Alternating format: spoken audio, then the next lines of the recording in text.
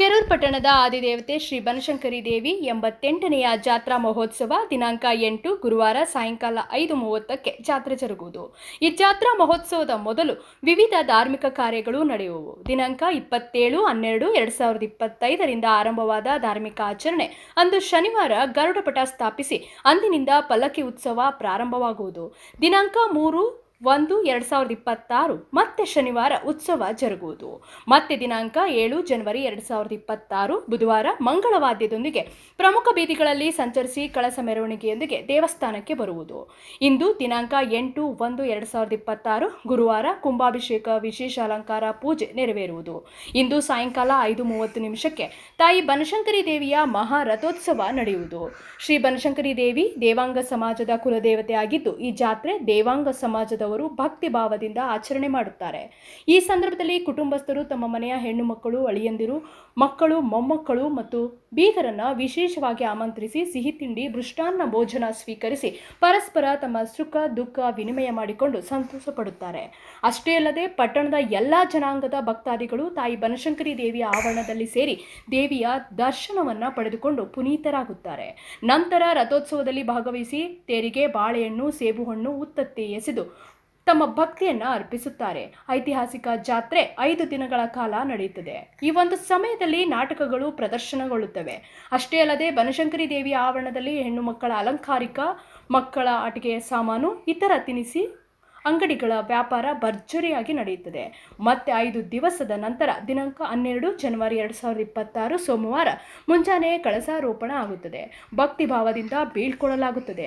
ದೇವಾಂಗ ಸಮಾಜದ ಗುರುಗಳಾದ ವೇದಮೂರ್ತಿ ಶ್ರೀ ರುದ್ರಮುನಿ ಸ್ವಾಮೀಜಿ ತಾಯಿ ಶ್ರೀ ಬನಶಂಕರಿ ದೇವಿಯ ಜಾತ್ರೆಗೆ ಎಲ್ಲರಿಗೂ ಸ್ವಾಗತಿಸಿ ಜಾತ್ರಾ ಮಹೋತ್ಸವದ ವಿಶೇಷ ಆಚರಣೆ ಬಗ್ಗೆ ವಿವರಣೆ ನೀಡಿ. ಬಾದಾಮಿಯ ಬನಶಂಕರಿ ದೇವಿಯ ಜಾತ್ರೆ ನಡೆದು ಸರಿಯಾಗಿ 5ನೇ ದಿವಸಕ್ಕೆ ಇಲ್ಲಿ ಜಾತ್ರೋತ್ಸವವನ್ನು ನಮ್ಮ ಹಿರಿಯರು ಪೂರ್ವಜರು ಮಾಡ್ಕೊತಾ ಬಂದಿದ್ದಾರೆ. ವಿಶೇಷವಾಗಿ ಅತ್ಯಂತ ಶಕ್ತಿಯುತವಾದ ಜಾಗೃತ ದೇವಸ್ಥಾನಗಳಲ್ಲಿ ನಮ್ಮ ದೇವಸ್ಥಾನ ಒಂದು ಅಂತ ಹೇಳಿಕ್ಕೆ ನಮ್ಗೆ ಭಾಳ ಹೆಮ್ಮೆ ಅನಿಸುತ್ತೆ. ಬಹಳ ಸಾಂಸ್ಕೃತಿಕವಾಗಿ, ಹಾಗೆ ಸಾಮಾಜಿಕವಾಗಿ, ಹಾಗೆ ಧಾರ್ಮಿಕವಾಗಿ, ಆಧ್ಯಾತ್ಮಿಕವಾಗಿಯೂ ಕೂಡ ಈ ಜಾತ್ರೆಯಲ್ಲಿ ಬಂದ ಭಕ್ತರಿಗೆ ಎಲ್ಲ ರೀತಿಯ ತಮ್ಮ ಆಶೋತ್ತರಗಳು ಈಡೇರುತ್ತವೆ ಅಂದರೆ ತಪ್ಪಾಗುವುದಿಲ್ಲ. ಸುಮಾರು 88 ವರ್ಷಗಳಿಂದ, ಯಾಕಂದ್ರೆ ನಮ್ಮ ಸಮಾಜ ಹಿಂದಿನ ಕಾಲದಿಂದಲೂ ಬಡತನದಲ್ಲಿದ್ದರೂ ಕೂಡ ಕಲೆ, ಸಂಸ್ಕೃತಿ, ಸಾಹಿತ್ಯಕ್ಕೆ ಅತ್ಯಂತ ಹೆಚ್ಚಿನವಾಗಿರ್ತಕ್ಕಂಥ ಒತ್ತನ್ನು ಕೊಟ್ಟು ಬದುಕಿರ್ತಕ್ಕಂಥ ಜಾಗೃತ ಸಮಾಜ. ಈ ಒಂದು ಸಮಾಜದಲ್ಲಿ ಜಾತ್ರೆಯನ್ನು ಆಚರಿಸುವುದು ಕೇವಲ ಮನೋರಂಜನೆಗೆ ಮಾತ್ರವಲ್ಲ, ಜಾಗೃತಿಗಾಗಿ ಜಾತ್ರೆಯನ್ನು ಆಚರಿಸುವಂತ ಬಂದಿರತಕ್ಕಂಥ ಸಮಾಜ. 88ನೇ ಜಾತ್ರಾ ಮಹೋತ್ಸವದ ಧಾರ್ಮಿಕ ಕಾರ್ಯಕ್ರಮಗಳು ಈಗಾಗಲೇ ಚಾಲುವಾಗಿದ್ದಾವೆ. ಯಾಕಂದ್ರೆ ನಮ್ಮ ಹಿಂದಿನ ಹಿರಿಯರು ಎಷ್ಟು ಸುಂದರವಾಗಿ ನಮ್ಮ ಜಾತ್ರೆಯನ್ನು ಆಯೋಜಿಸಿದ್ದಾರಂತಂದ್ರೆ, ಬಾದಾಮಿಯ ಬನಶಂಕರಿ ದೇವಿಯ ಜಾತ್ರೆ ಪ್ರಾರಂಭವಾದಾಗಿನಿಂದಲೇ ನಮ್ಮೂರು ಜಾತ್ರೆಯು ಪ್ರಾರಂಭವಾಗುತ್ತದೆ.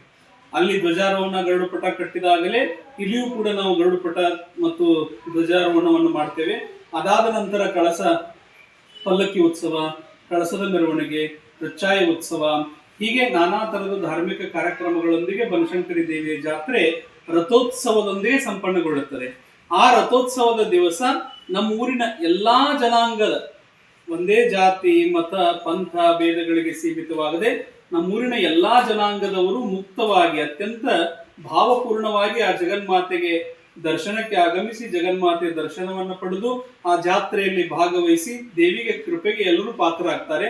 ತದನಂತರ ನಾವು ಇಲ್ಲಿ ನಮ್ಮ ದೇವಸ್ಥಾನದ ಸುತ್ತಮುತ್ತ ಇರತಕ್ಕಂಥ ಮ್ಯಾಗಡೆ ಉನಿ ಬಂಧುಗಳು ಅತ್ಯಂತ ಈ ಜಾತ್ರೆಗೆ ಹೆಚ್ಚು ಸ್ಪಂದನೆಯನ್ನು ಕೊಡ್ತಾರೆ. ಅವ್ರು ಎಷ್ಟು ಸ್ಪಂದನೆಯನ್ನು ಕೊಡ್ತಾರೆ ಅಂದ್ರೆ ನಮ್ಮ ಸಮಾಜದೊಂದಿಗೆ ಅವರು ಹಾಸುಹೊಕ್ಕಾಗಿದ್ದಾರೆ ಅಂತಂದ್ರೆ ತಪ್ಪಾಗ್ಲಿಕ್ಕಿಲ್ಲ. ನಮ್ಮ ಜಾತ್ರೆಗಾಗಿ ಪ್ರತಿ ವರ್ಷ ಸುಮಾರು 3, 4, 5 ನಾಟಕಗಳನ್ನು ಅವರು ಅಭಿನಯಿಸ್ತಾರೆ. ಪ್ರತಿ ವರ್ಷ ಅದಕ್ಕೆ ಪೂರ್ವ ತಯಾರಿಯನ್ನು ಮಾಡ್ಕೊಳ್ತಾರ, ತಮ್ಮ ಮನೆಯ ಹೆಣ್ಣು ಮಕ್ಕಳನ್ನು ಕರೆಸ್ತಾರ.